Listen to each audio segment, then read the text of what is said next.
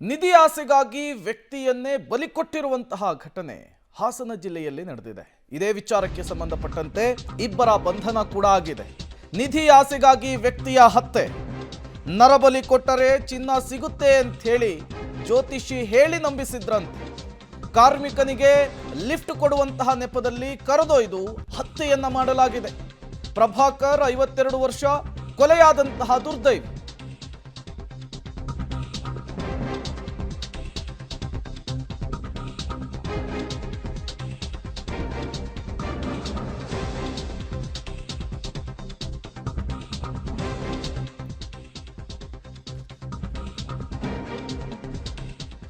ಚಿತ್ರದುರ್ಗದಲ್ಲಿ ನಿಧಿ ಆಸೆಗಾಗಿ ವ್ಯಕ್ತಿಯನ್ನ ಬಲಿ ಕೊಟ್ಟಿರುವಂತಹ ಘಟನೆ ನಡೆದಿದೆ.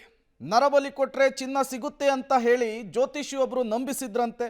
ಕಾರ್ಮಿಕನಿಗೆ ಲಿಫ್ಟ್ ಕೊಡುವಂತಹ ನೆಪದಲ್ಲಿ ಕರೆದೊಯ್ದು ಹತ್ಯೆಯನ್ನ ಮಾಡಿರುವಂತಹ ಘಟನೆ ಚಿತ್ರದುರ್ಗದಲ್ಲಿ ನಡೆದಿರುವಂತಹದ್ದು.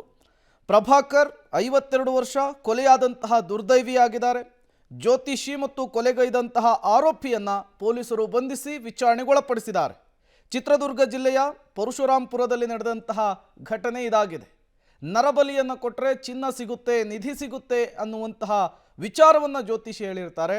ಇದೇ ವಿಚಾರವನ್ನು ನಂಬಿ ಕಾರ್ಮಿಕನನ್ನು ಹತ್ಯೆಗೈದಿರುವಂತಹ ಘಟನೆಯೊಂದು ಚಿತ್ರದುರ್ಗದ ಪರಶುರಾಮಪುರದಲ್ಲಿ ನಡೆದಿರುವಂಥದ್ದು.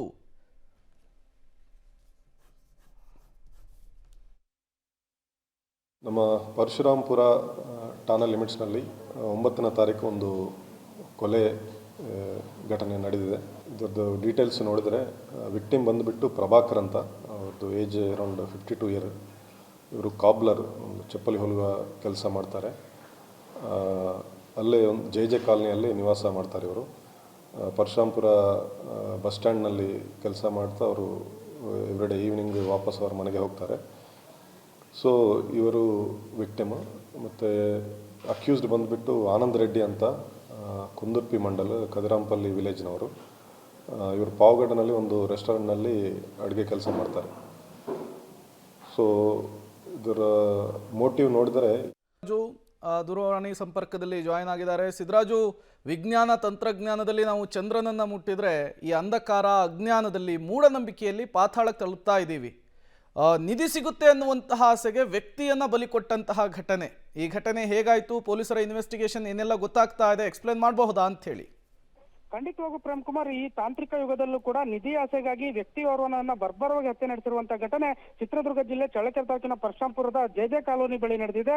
ಈತ ಏನು ಪ್ರಭಾಕರ್ 52 ವರ್ಷ ಎಂಬುದಾಗಿ ಕೊಲೆಯಾದ ದುರ್ದೈವಿ ಅಂತ ಗುರುತಿಸಲಾಗಿದ್ದು, ಈತ ಪರಶುರಾಂಪುರದ ಬಸ್ ನಿಲ್ದಾಣದಲ್ಲಿ ಕೆಲಸ ಮಾಡ್ಕೊಂಡಿರ್ತಾನೆ. ಹಾಗೆ ಏನು ಈತ ರಾಮಕೃಷ್ಣ ಎಂಬ ಪಾವಗಡ ಮೂಲದ ಜ್ಯೋತಿಷಿ ಅವರನ್ನ ಬಳಿ ಆನಂದ್ ರೆಡ್ಡಿ ಎಂಬುವನು ಏನು ಆಂಧ್ರ ಪ್ರದೇಶದ ಒಂದು ಕುಂದುರ್ಪಿ ಗ್ರಾಮದಿಂದ ಬಂದು ಒಂದು ಭವಿಷ್ಯವನ್ನ ಕೇಳ್ತಾನೆ. ಆನಂದ್ ರೆಡ್ಡಿಗೆ ಆ ಸಂದರ್ಭದಲ್ಲಿ ರಾಮಕೃಷ್ಣ ಅವರು ಏನ್ ಜ್ಯೋತಿಷಿ ಹೇಳ್ತಾರೆ, ನೀನು ಪಶ್ಚಿಮ ದಿಕ್ಕಿನಲ್ಲಿ ಓರ್ವನ್ನ ನರಬಲಿ ನೀಡಿದ್ರೆ ನಿನಗೆ ನಿಧಿಯ ಯೋಗವಿದೆ, ಅಪಾರ ಚಿನ್ನ ಪ್ರಮಾಣದಲ್ಲಿ ಸಿಗುತ್ತೆ ಎಂಬ ಒಂದು ಭವಿಷ್ಯವನ್ನು ನುಡಿತಾರೆ. ಹೀಗಾಗಿ ಒಂದು ಏನು ಪರಶುರಾಂಪುರದತ್ತ ಬಂದಂತ ಆಂಧ್ರ ಮೂಲದ ಆನಂದ್ ರೆಡ್ಡಿಯು ಏನು ದಾರಿಯಲ್ಲಿ ಬರ್ತಿದ್ದಂತ ಅಮಾಯಕ ಪ್ರಭಾಕರನನ್ನ ಬೈಕಲ್ಲಿ ಡ್ರಾಪ್ ಮಾಡುವ ನೆಪದಲ್ಲಿ ಕೂರಿಸಿಕೊಂಡು ಹೋಗಿ ಆತನನ್ನ ಮಚ್ಚಿನಿಂದ ಹಲ್ಲೆ ನಡೆಸಿ ಒಂದು ಕೊಲೆಗೈದಿರುವಂತದ್ದು. ಹಾಗೆ ಈ ಸಂದರ್ಭದಲ್ಲಿ ಅಲ್ಲಿನ ಸ್ಥಳೀಯ ಮಹಿಳೆಯೊಬ್ಬರು ವೀಕ್ಷಿಸಿದ್ರೆಂಬ ನಿಟ್ಟಿನಲ್ಲಿ ಆತ ಅಲ್ಲಿಂದ ಪರಾರಿಯಾಗಿರ್ತಾನೆ. ಈ ಮಾಹಿತಿಯ ಅನ್ವಯ ಪೊಲೀಸರು ಆತನ ಬೈಕಿನ ಆಧಾರದ ಮೇಲೆ ಆತನನ್ನು ಈಗಾಗಲೇ ವಶಕ್ಕೆ ಪಡೆದು ವಿಚಾರಣೆಗೊಳಪಡಿಸಿದ ಸಂದರ್ಭದಲ್ಲಿ ಒಂದು ಪ್ರಕರಣ ಬಯಲಾಗಿರುವಂತದ್ದು. ಈಗಾಗಲೇ ಏನು ಆಂಧ್ರ ಪ್ರದೇಶದ ಆನಂದ್ ರೆಡ್ಡಿ ಹಾಗೂ ಪಾವಗಡ ಮೂಲದ ಜ್ಯೋತಿಷಿ ರಾಮಕೃಷ್ಣ ಕೂಡ ಈಗಾಗಲೇ ಬಂಧನಕ್ಕೊಳಗಾಗಿದ್ದು ವಿಚಾರಣೆ ಕೂಡ ಮುಂದುವರೆದಿದೆ. ಒಟ್ಟಾರೆಂದರೆ ಈ ತಾಂತ್ರಿಕ ಯುಗದಲ್ಲೂ ಕೂಡ ಈ ರೀತಿ ನಿಧಿ ಆಸೆಗಾಗಿ ಓರ್ವನ ನರಬಲಿಯನ್ನು ನೀಡಲು ಮುಂದಾಗಿರುವಂತದ್ದು ನಿಜವಾಗ್ಲೂ ಕೂಡ ಇಲ್ಲಿನ ಜನರನ್ನ ಬೆಚ್ಚಿ ಬೆಳೆಸಿದೆ ಅಂತ ಹೇಳ್ಬೋದು. ಹೀಗಾಗಿ ಇನ್ನು ಮುಂದಾದ್ರೂ ಕೂಡ ಈ ತಾಂತ್ರಿಕ ಯುಗದಲ್ಲಿ ಇಂಥ ಪ್ರಕರಣಗಳು ಮರುಕಳಿಸದಂತೆ ಪೊಲೀಸರು ಎಚ್ಚೆತ್ಕೋಬೇಕೆಂಬ ನಿಟ್ಟಿನಲ್ಲಿ ಜನರು ಕೂಡ ಆಗ್ರಹಿಸ್ತಿದ್ದಾರೆ. ಹಾಗೆ ಯಾವುದೇ ರೀತಿ ಏನು ಈ ಒಂದು ಆರೋಪಿಯು ಯಾವುದೇ ರೀತಿ ರಂಗನ್ನಾಕ್ಲಿ ಅಥವಾ ಯಾವುದೇ ರೀತಿ ಒಂದು ಮೌಢ್ಯಾಚಾರ ನಿಟ್ಟಿನಲ್ಲಿ ಏನು ಯಾವುದೇ ರೀತಿಯ ಒಂದು ಪ್ರಯತ್ನವನ್ನು ಕೂಡ ನಡೆಸಿರುವುದಾದ್ರೆ ಆತನನ್ನು ಬಲಿ ಕೊಡಲು ಅಷ್ಟೇ ಸೀಮಿತವಾಗಿರ್ತಾನೆ. ಅಷ್ಟರಲ್ಲಿ ಕೊಲೆ ಮಾಡಿ ಅಲ್ಲಿಂದ ಎಸ್ಕೇಪ್ ಆಗ್ತಾನೆ. Kumar, okay, thank you Siddaraju ತಮ್ಮೆಲ್ಲ ಮಾಹಿತಿಗಾಗಿ.